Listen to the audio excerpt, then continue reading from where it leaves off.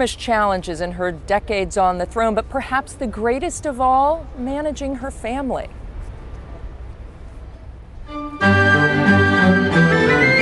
It's something the very proper queen has always battled. From the exploits of her grandchildren to the very public breakups of her children's marriages.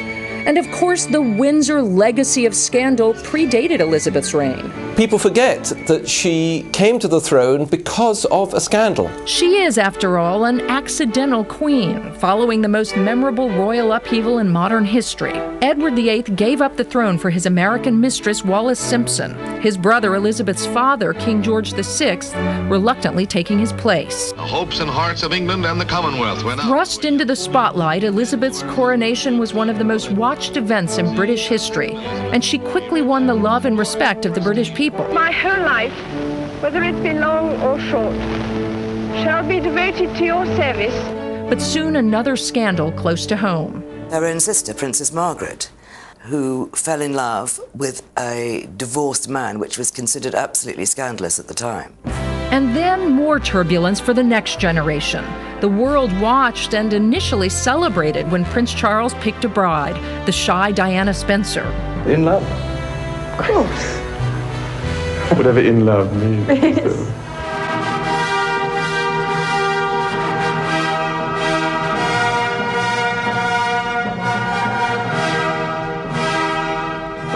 But the blissful exterior hid a deeply troubled union. Within months of the marriage, whispers that Charles was still in love with another woman, a married woman.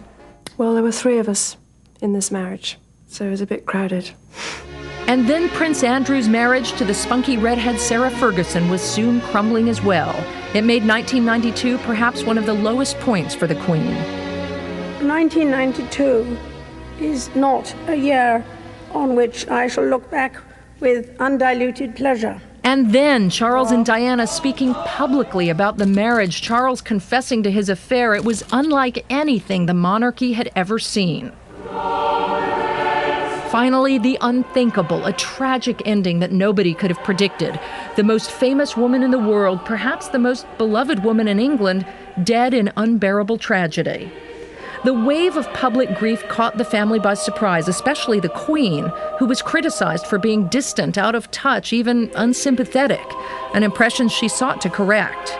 This is also an opportunity for me, on behalf of my family, and especially Prince Charles and William and Harry, to thank all of you who have brought flowers, sent messages, and paid your respects in so many ways to a remarkable person. But those who know her say despite her reserve and her disappointment in her children, she was never on the inside judgmental. She has the humility to put herself in other people's shoes and realize that it's not so easy for everybody else and not so easy for her children. Perhaps that's why, years after Diana's death, when Charles started to spend more time publicly with his longtime love, Camilla, the Queen eventually seemed to understand. And the boys, will they escape the heartbreak that has plagued their elders? Prince Harry, for a time the rebel child arrested for marijuana use, brawling at bars, has grown up. I always wanted to carry on my mother's legacy as much as I can. I don't want to take over from her because I never will. I don't think anyone can. But I want to try and carry it on to make her proud. He's endeared himself to the public with his military service and his willingness to head to Iraq. And William, the prince who will be king. Family friends say the Queen especially urged him not to settle down with longtime girlfriend Kate Middleton, worried he was too young and that he might suffer the same fate as his father and his aunt and uncle. For both these boys, the idea of the royal wedding that thrills us so much, that's something they see on every news package about their mother.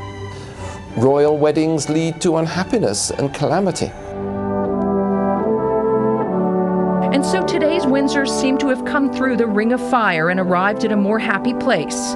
And having weathered generations of Windsor scandal, the Queen has learned that she may be the person best suited to help her children and their children break the pattern. Breaking the pattern is something this Queen believes is essential for a long-lasting monarchy. Chris? All right, thanks, Claire. Even the royal family has its issues.